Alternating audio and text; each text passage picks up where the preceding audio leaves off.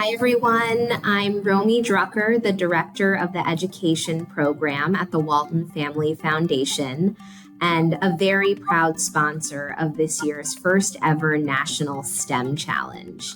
I am so excited to be here today with three winners, three national STEM champions. We're going to learn about their projects, what inspires them, and how they first got interested in STEM. So my name is Linda Piston. I am 11 years old. I live in Gainesville, Virginia, and my project is called Worms for the Win. Hi, my name is Samita Baranthaman. I'm 13 years old from Mason, Ohio, and my project is utilizing a cost-effective tool, the Foldscope, to identify harmful algal blooms in a freshwater ecosystem. Hello, my name is Anir Rao, and I'm 11 years old, and I am from Lone Tree, Colorado. My device is called an Early Tornado Warning System, REVERE, which is based on the principle that tornadoes produce infrasound. What was it in your research that unlocked kind of a big insight, or what is the takeaway that you would like me and others to kind of understand from your research? So the problem with polystyrene, and this is the problem that's happening all over the entire globe, is that it just keeps collecting. And we use it all the time when we get takeout. We always use polystyrene, and sometimes without even thinking about it. But the problem is that it can take over 500 billion years to decompose. And it's filling up our landfills. But worms can actually digest it. And when I found out about that, I was like, I have to do more research on this, because I saw that there was research on that they could digest it and still be healthy, but I wanted to see if they could live on just polystyrene with nothing else except for water and still be healthy and still complete their life cycle. And turns out they can. But I still want to improve a little bit because they aren't very healthy. So I'm trying to experiment with hybrid diets where they also have wheat bran bedding, and they're actually eating more and are healthier.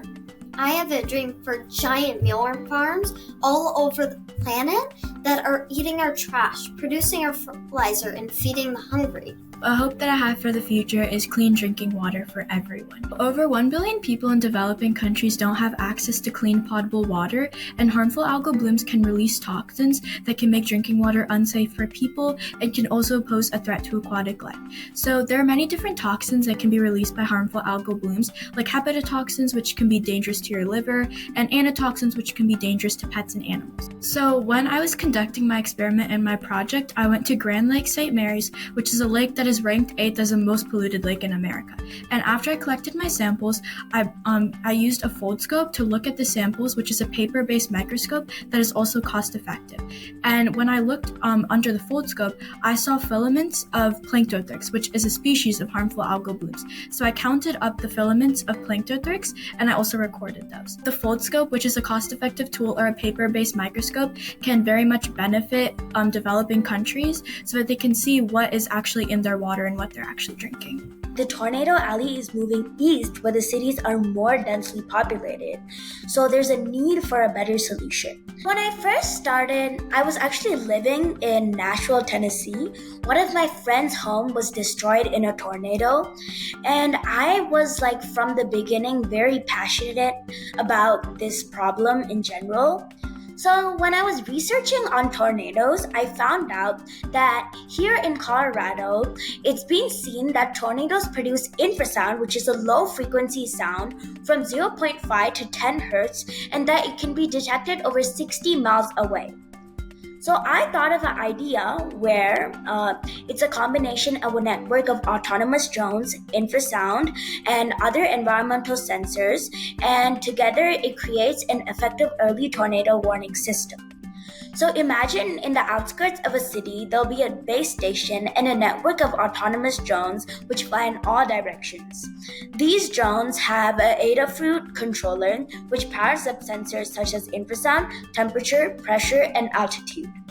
These sensors then gather and constantly transmit data back to the base station, which uses historical data and the data that it got to calculate the intensity and probability of a tornado. If it is something to be worried about, public notification systems are notified. So here is my drone right here. Here is my Adafruit microcontroller, and over here are all my sensors. I've also created a 3D payload container. My project isn't to detect tornadoes, but to increase the warning time of tornadoes. So my device can actually possibly increase the warning time from 13 minutes to 40 minutes, which is actually a big difference. That is a staggering statistic. So cool to see the range of projects you all have decided to engage in and how different your research methods were. And it seems like you would have a lot to learn from one another. I want to ask a question. All of you are attending STEM Fest and will be presenting your projects to policymakers and scientists and private sector leaders. What are you most excited about to be in that kind of environment? I think it will be an amazing opportunity to be able to share my research and help it be as part of the scientific method. You have to then share your results. You have to go through the steps and get your results, but after that, you have to share it for it to actually make an impact. So I'm excited to get this amazing opportunity to be able to share it, and with people who can help make my dreams come true. What I'm most excited about is also spreading awareness about harmful algal blooms, because not many people are educated about the risks that they can pose, and also presenting and learning about other people's projects from my peers, and just gaining feedback from other people to help expand my project. I'm excited to see all of the amazing projects that my fellow STEM champions have, like Linda and Samhita's. And I also am really excited to meet officials and professionals who could help me work on my project and expand it. And finally, I'm excited to go to DC because that sounds cool.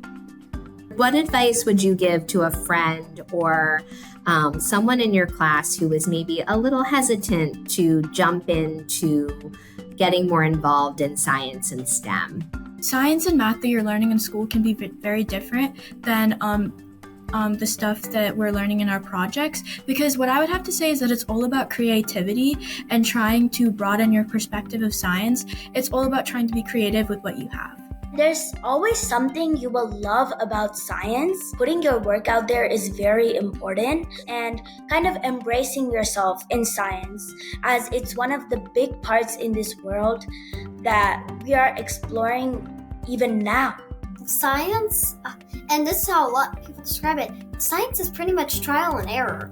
Like, you have to fail at least once before you can get it right. And it's never just going to be you just get it right on the first time. And it's okay to fail. Like, everybody does it. And it actually will help you improve. You all are such an inspiration to both students and adults for the way that you embrace creativity, learning from failure, and your real aptitude for risk-taking in the work that you're doing to tackle hard problems. I am very, very excited for each of you to be at STEM Fest this weekend. And on behalf of the Walton Family Foundation, want to say congratulations. We are so proud of you. Thank you for participating today. And excited to hear more about the festival after you all are there. Thank you. Thank you.